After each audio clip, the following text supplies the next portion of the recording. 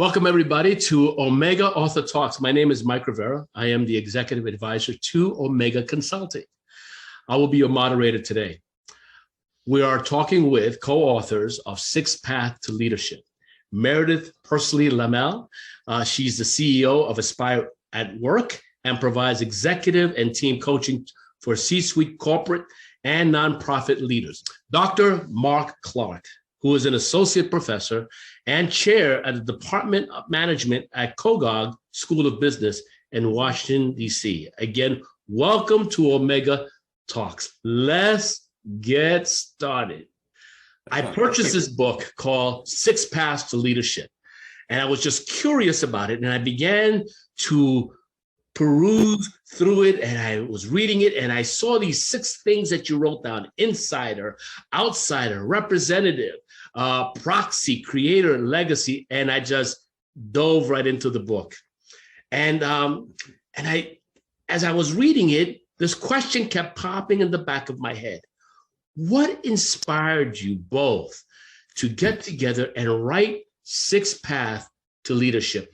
So, Mark and I have both been, students and professors of leadership, as well as practitioners, providing leadership coaching and consulting to all different types of organizations for a few decades now. And one of the things that became clear to me in my work with leaders, especially around onboarding of leaders. So, how to set up leaders for success in the first few months of a new leadership position, was that a lot of the guidance out there was being universally applied to all different types of leaders. And having worked with leaders in multiple different contexts, and when we think about context, we might think about different industry contexts, but in my case, I started thinking about it in terms of how people assume their leadership position or the path they took into their leadership position. And I have the privilege of working with elected leaders, entrepreneurs, corporate leaders who are kind of moving up in the ranks. And I was noticing that the onboarding programs, the guidance, again, was the same regardless of that path. And yet the challenges were actually quite different. And perhaps even more importantly, the advantages of each of those paths were different.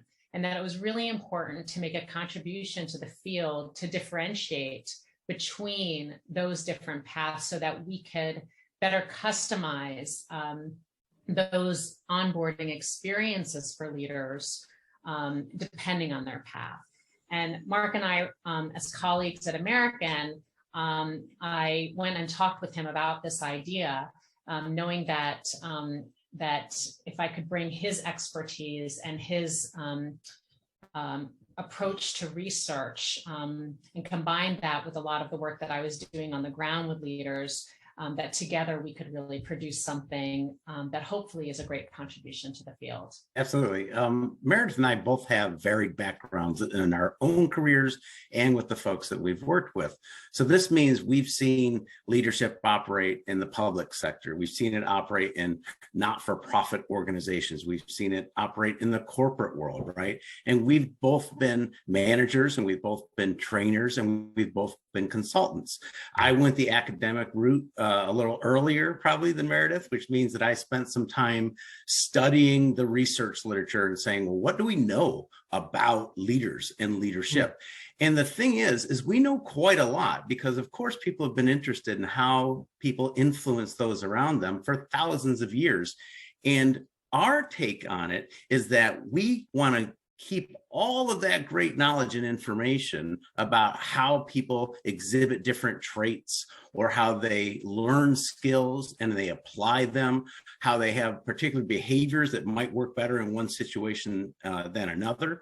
But what we add then is, as Meredith was talking about, this understanding of context, which really hasn't been looked at. And the easy probably way to think of it is the example that she gave. If you're looking at an elected politician or even an appointed public servant, you probably are going to have some different opportunities and some different challenges than someone who is going upwards within an organization or who's coming into a corporate organization from the outside, much less a creator, right? Someone who's founding an organization, your typical entrepreneur, or your legacy family leader, who's somebody who is not given leadership, but instead they get an opportunity to extend that family legacy, which is more than just the business. So when we think of what our value add is, we think that it's that we're talking about the differences in these different contexts along these 6 different paths, but then also thinking about, well, then what is the same? What is similar that we could learn from one type of leader, one path of leadership to another? Yeah, that was a question that was running through my head. What is the common thread throughout each one? Is there a common thread, you know? To look at our first chapter in our book, which I'm sure that you have, Mike, but everyone else hasn't had a chance to yet, you would see that we actually found themes that we pulled out across the 6 paths. And they include things like, everyone's going to have a mission and a vision. There's going to be a culture. There's going to be differentiation on passion. So there's a lot of these themes that come out across the different paths, but then the leaders within those paths have to differentiate how they enact culture or how they bring their passion or whose mission and vision is it in the first place. So even among the commonalities, there are differences according to the paths.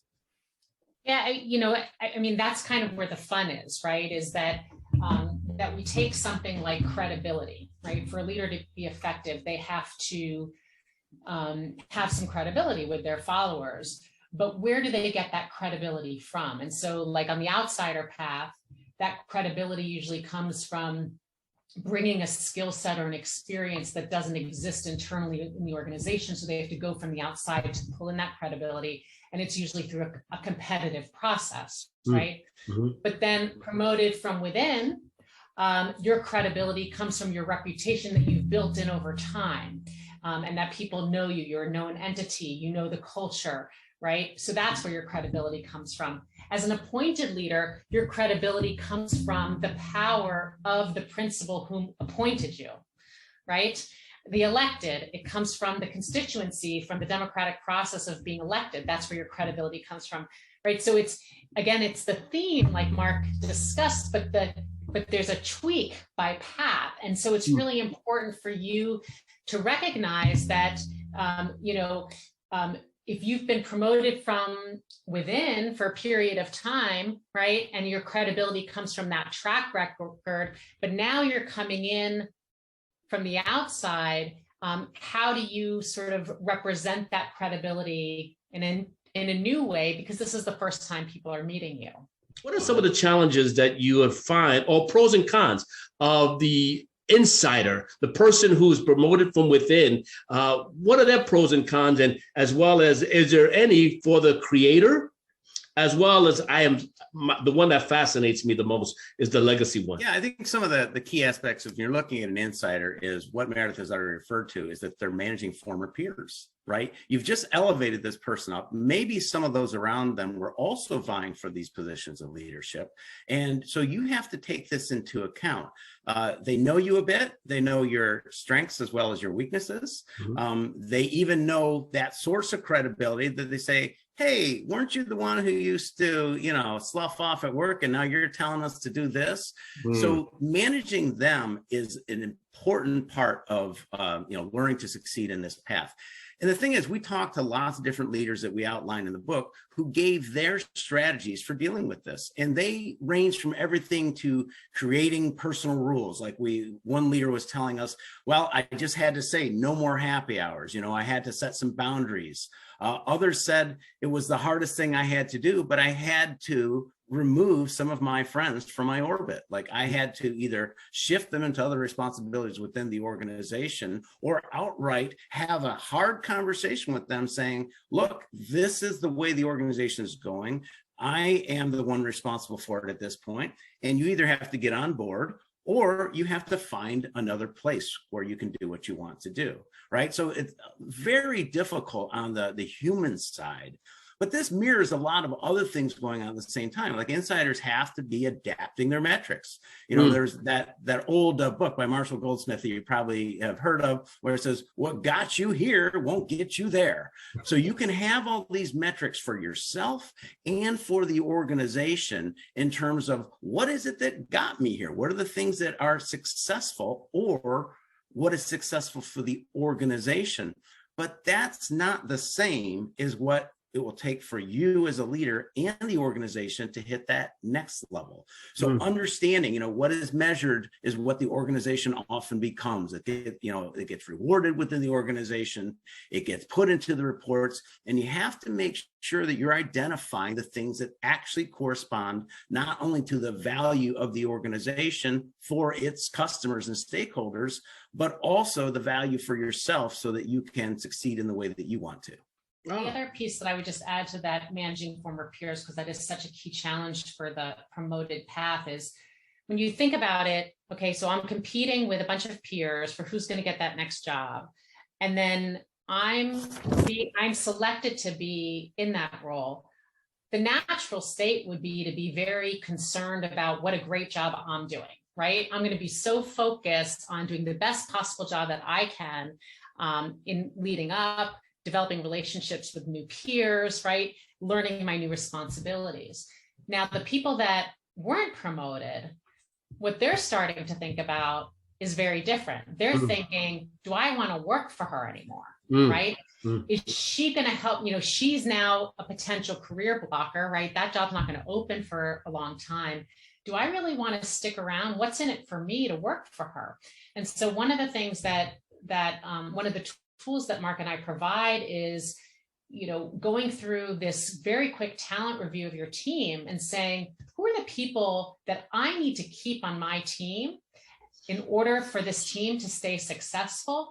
And, day one, it's about having those conversations about them and their career and why they should stick around and what you're going to be providing for them to help them to continue to grow and learn. Wow, that's before you were elevated. You had these weekend parties over their house or dinners and things like that. And now you're their boss. Yeah. And now the relationship changes. Right. Wow. So is there a way, or is there any kind of skill-based training for this person who's the insider that's able to deal with relationships? I know that it's one of the toughest decisions to make when you are now the head of your peers, and you have to make some tough decisions as far as cutting somebody who's not going to go along with the mission. Is there training out there for a person like that? I mean, one form of training, I'll just tout my colleagues' business here. I mean, executive coaching is huge. I mean, we've come a long way in understanding what it is that we can do for executives and leaders as they, think about their own careers as well as for the good of the organization. So there are lots of formal training programs. There's lots of academic programs, but increasingly good leaders are finding that having someone who can objectively outside the organization sort of perform as a sounding board, maybe give some counsel or advice or examples from others, whether it's from their, other readings from tools, from the research literature even. But as Meredith pointed out, we have tools in the book, right? Processes and sort of easy fill out on paper tools. The whole last chapter of the book, in fact, is filled with these, and we refer to them throughout. So we don't want to just say, hey, this is what's going on. Here's some strategies that others use, without also adding in, and here's what you can do for yourself. So a lot of the book is pointed toward that end. In the middle, I looked at the beginning, and I saw those tools, and I was excited about that. For our viewers, how do they tap into coaching? How would they get involved in that, and who do they contact? I mean, I think, LinkedIn is a great way just to connect with all different types of executive coaches. There is an organization for certified coaches called the International Coach Federation. And so, there you can use the directory for, coaches at different levels. Cool. I'm an executive coach. I'm happy to serve as a resource for folks in terms of, helping them to connect them with the right type of coach. There are coaches that specialize in different leadership challenges as well as different industries as well. Many of our viewers are leaders of organization globally. And what are some effective ways, and I think we heard it a little bit about it, to support employees who are moving up in the corporate ladder? I think to start with is you want to recognize, if you're saying moving up, that implies one kind of organization within, right? So that's that insider promoted. But you could also be concerned for employees that you know will go to other organizations.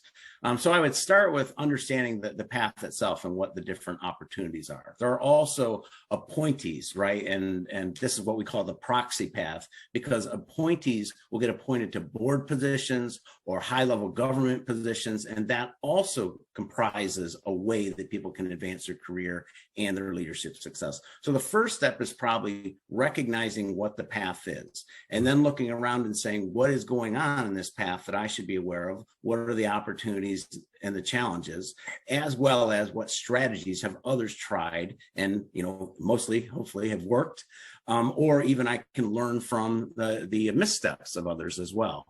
So understanding that, getting a sense of the context and reading about the paths, not just your own, but what others have experienced, I think is really important. And for an example of that, I'll expand in your earlier question about the different paths, right? We only really talked about the insider. There's also the outsider who really is challenged with knowing, they don't know what they should know, and they don't know who they should know. And so they have to figure out, how can I come into this culture, understand what they value in this organization, and make sure that you're doing it in such a way that you're not stepping on everyone's toes. And as one of our interviewees put it, that you really have to understand where organizations make their bread and butter, right? What is it that creates their value, and how does the organization do that? And then plug yourself into that. I think that's advice that can go for any path. It's going to be, done a little differently. Again, if you're elected, then you have to make sure that you are paying attention to that slice of the population who's actually going to be the tipping point for you to get elected. If you are, say a founder of an organization, our creator path, then you're going to want to make sure that you pick people who can complement your strengths. And probably early on, you'll need people that you can directly influence so that they buy in and believe. But later, you're going to want to professionalize the management and perhaps be a little bit more metric oriented in terms of what professional expertise you need and what you want them to accomplish. So, the advice has to be, first understand the context, then understand yourself and how you can fit into it.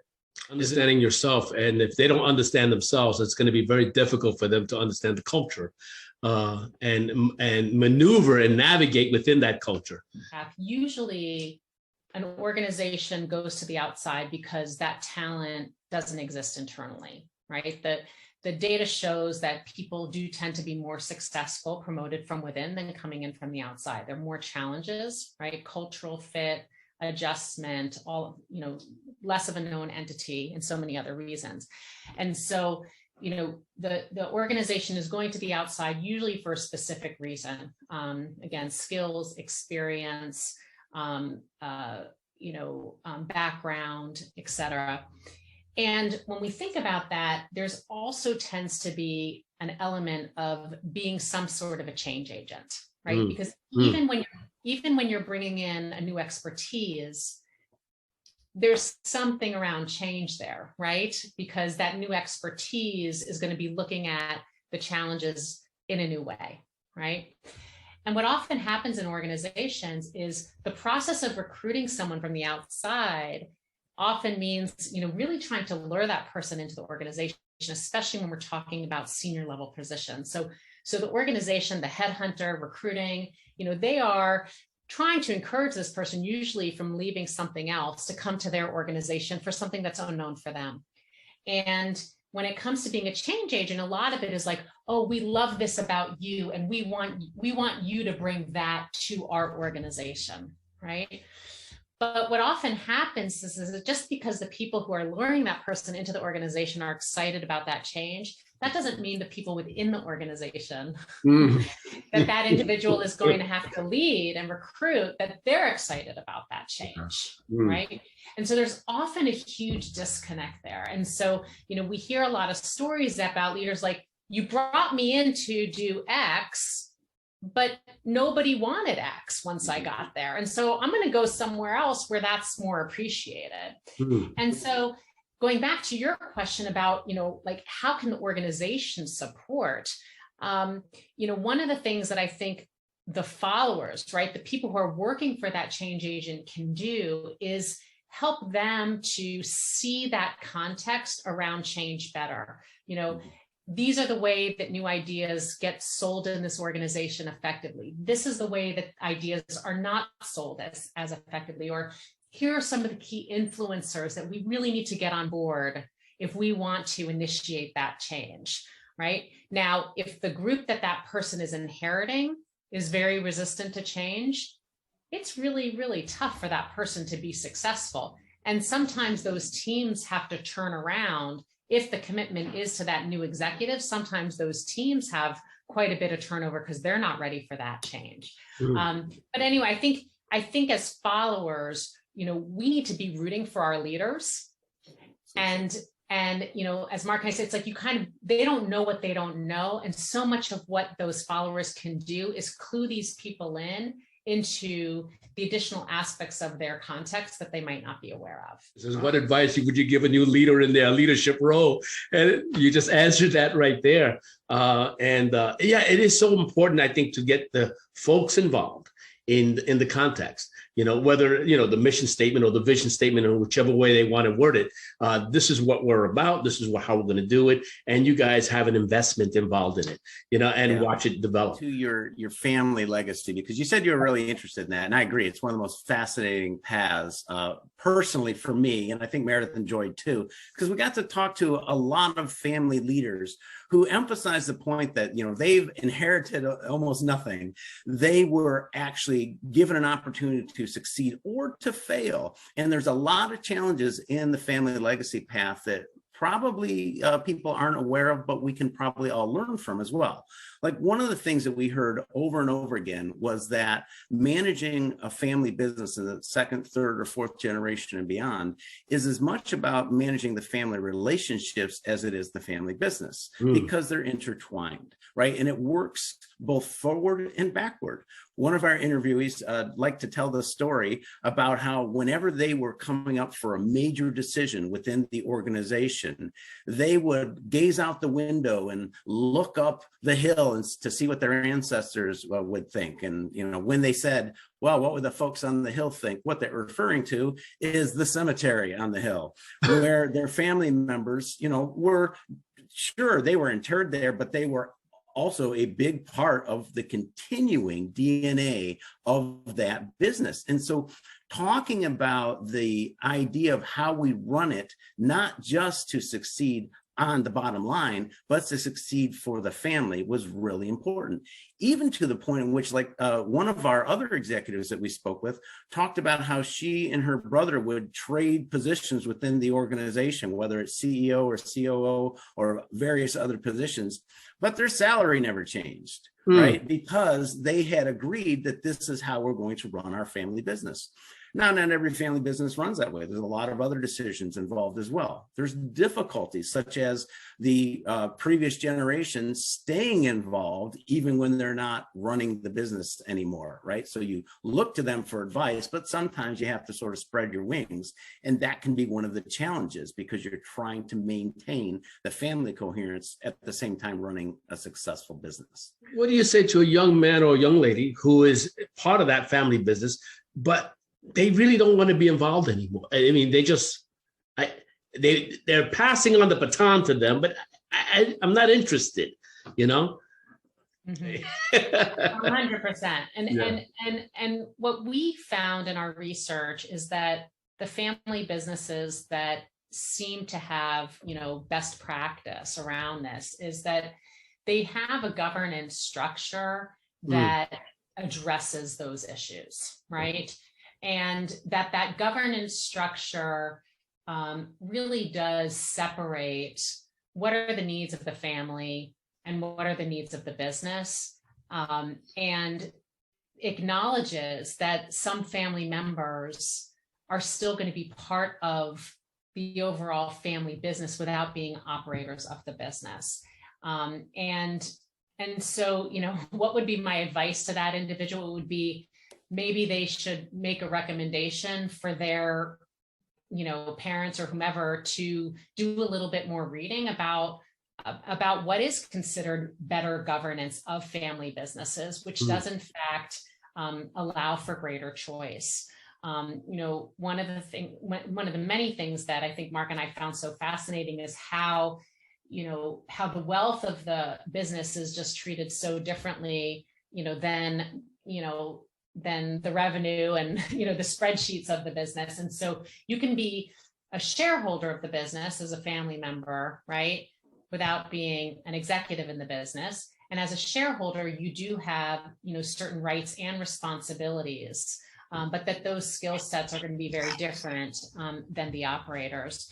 Some other important, I think, best practices just from a, which would apply to that scenario as well is many of the companies would require that for any executive position in their family business, any individual would have had to have experience in another business, and not only just have held a position, but have been promoted and been successful, right, without that family preference.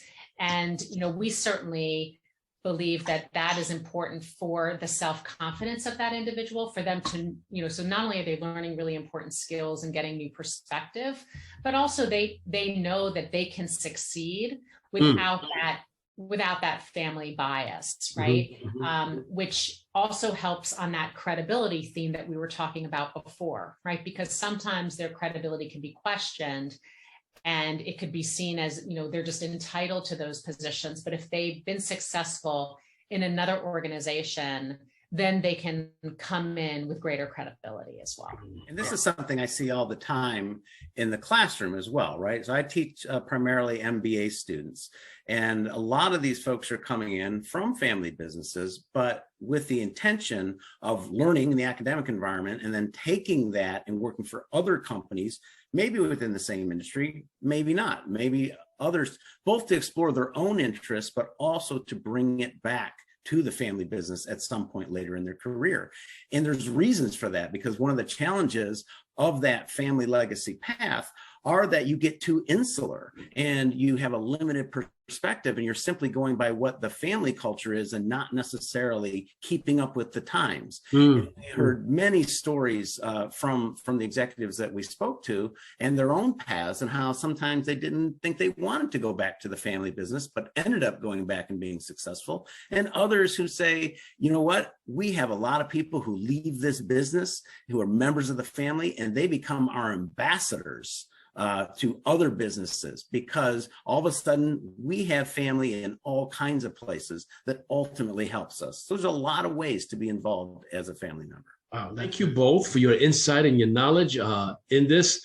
I wish I could just harness your mind into it for myself and grab a hold of it and sit down and grab. Hey, that's why we wrote the book. Hey, look at that. Yeah. But the book is great. The book is great. And how would someone get the book? If a person wanted to purchase the book, how would they get it? Amazon's the easiest way. Amazon.com, and you look up 6 Paths to Leadership, or Meredith Persily is actually even an easier name to find than Mark Clark, because there's probably more Mark Clarks out there. But honestly, we have Kindle version, we have hardcover version, and we also have webinars like this where we try to share the information and get the word out. We're really more interested in people thinking about the context and taking this into account in their own leadership styles than we are necessarily selling books. But of course, selling books helps get those ideas out. Yeah. And also, are you guys available to speak to particular groups of leaders or groups of people about leadership paths? Absolutely. Yeah. Okay. No, we'd love to share ideas, like Mark said.